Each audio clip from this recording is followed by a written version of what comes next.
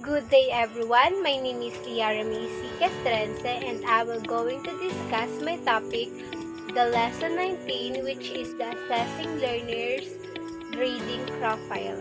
And first I will discuss the learning target. At the end of this lesson, you are expecting to first describe the nature and goal of the PIRI assessment tool. Second, determine the process and administering the reading inventory. And last, interpret the result of the reading inventory.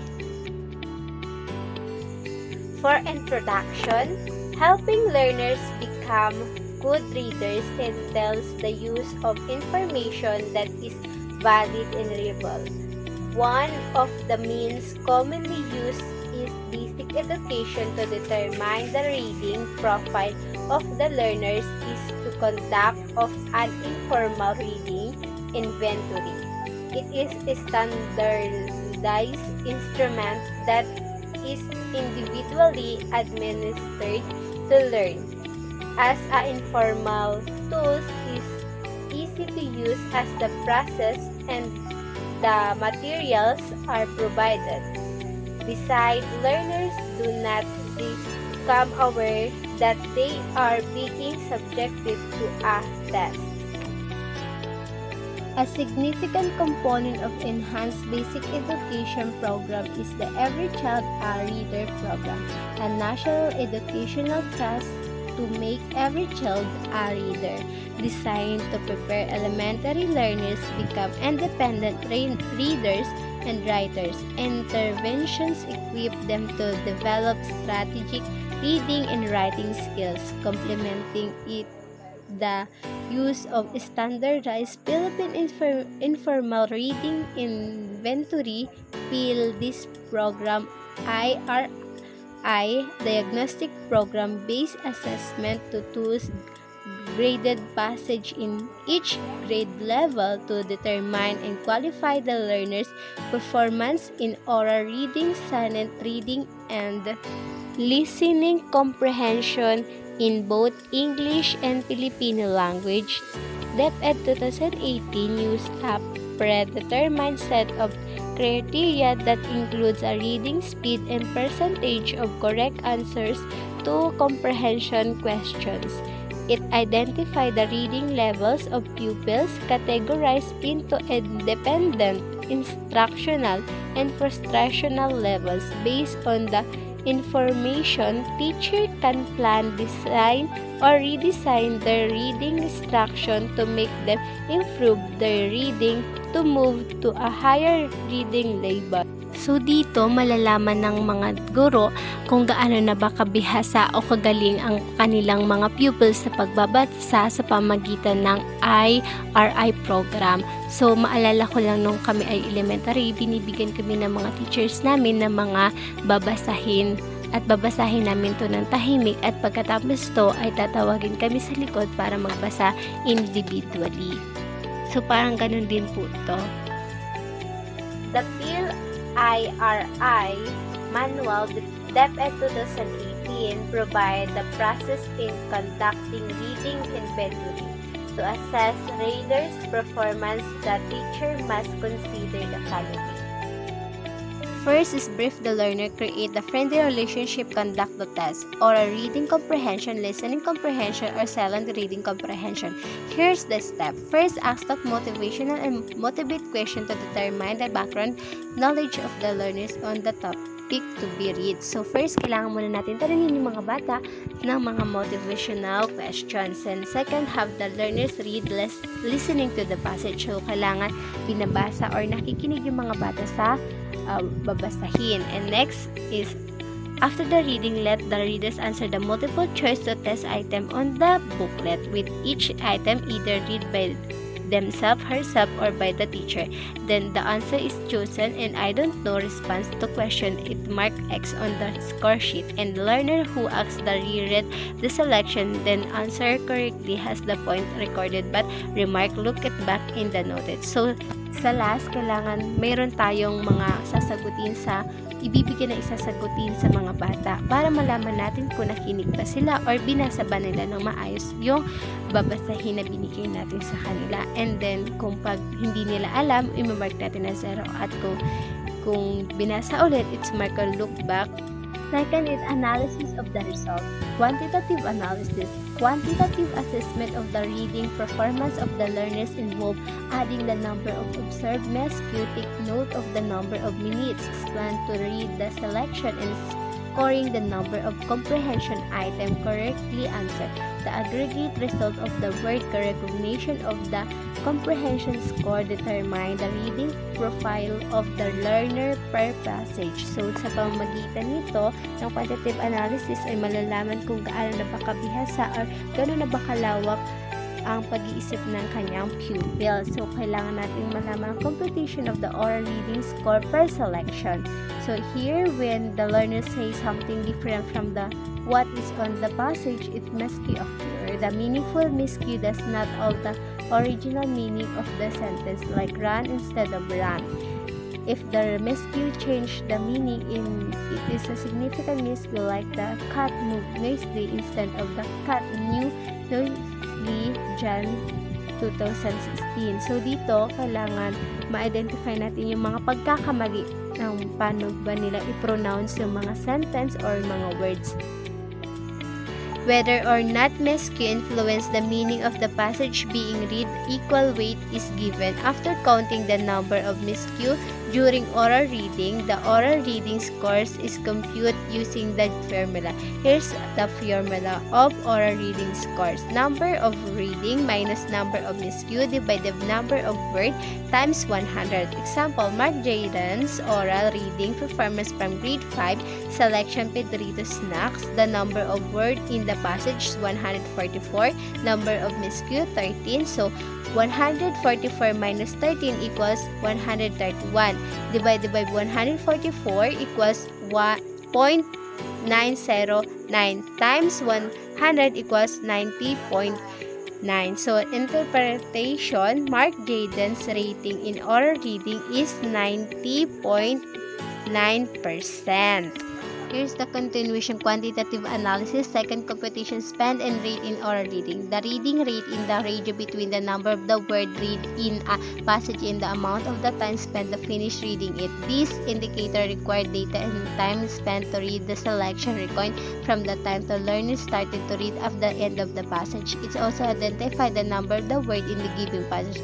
The read rate influenced by the learner's fluency, he/her spent, smoothness, and easier to oral reading, and significant component of fluency, prowessity, and expressiveness the learner demonstrates as the he/she reads manifest in the intonation, rhyme, and emphasize the word and sentence when reading out the passage loud. Empirical research May 2019 reaches 2019 from the oral reading proficiency, one of the most efficient determine the learner's reading comprehension. So, dito naman, kailangan natin malaman kung gaano na ba kabilis magbasa ang ating mga pupils sa pamamagitan ng sentence at sa mga words.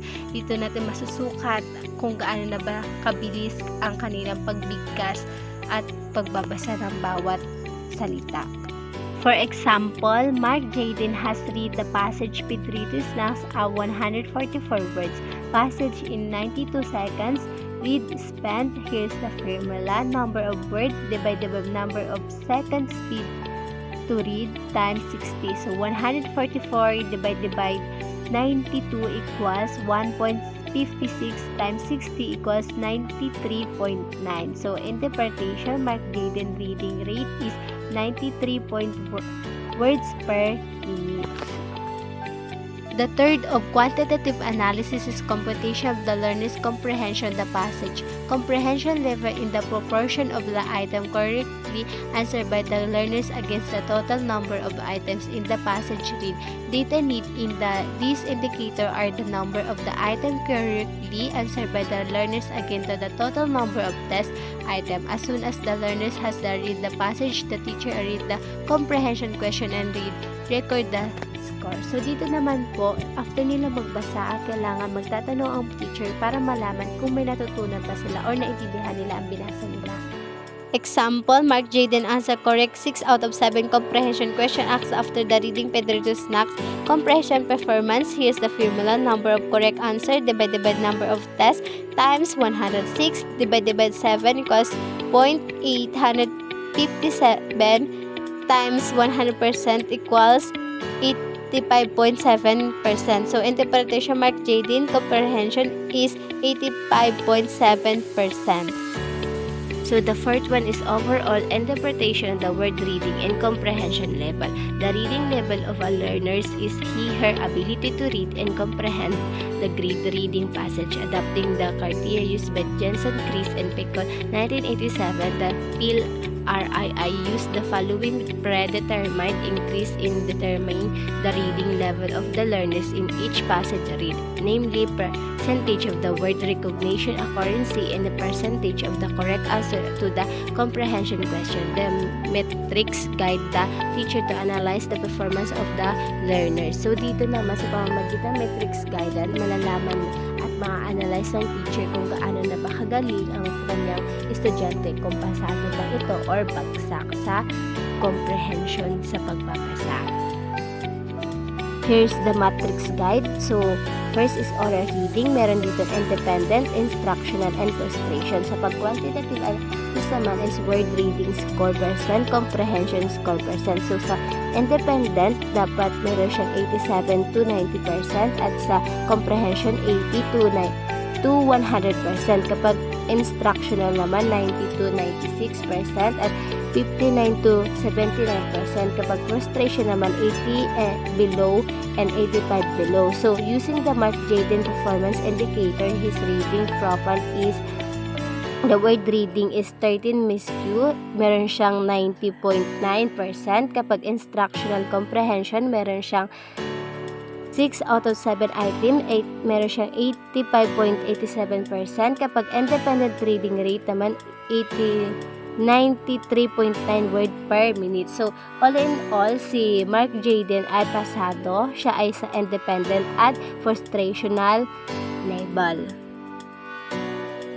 The learner's reading profile is the summary of one's reading level, consideration of the word reading of comprehension score for the passage read. The metrics below guide the assessing the reading profile per passage of the learner. So dito, ito na yung summary ng pagsosolve or dito na natin ma-analyze or malalaman kung asa na ba label yung mga pupils natin, kung nasa independent, instructional, or frustration ang mga bata sa word of reading comprehension of reading profile. Learner is at the independent level if he/she reach 90% or great comprehension level when reading alone. It implied that the learners rely on her own and required no assessment or help to read and comprehend the selection. A learners at the instructional level, he level understand in both comprehension and word recognition impossible with her help provided by the teacher or other learner.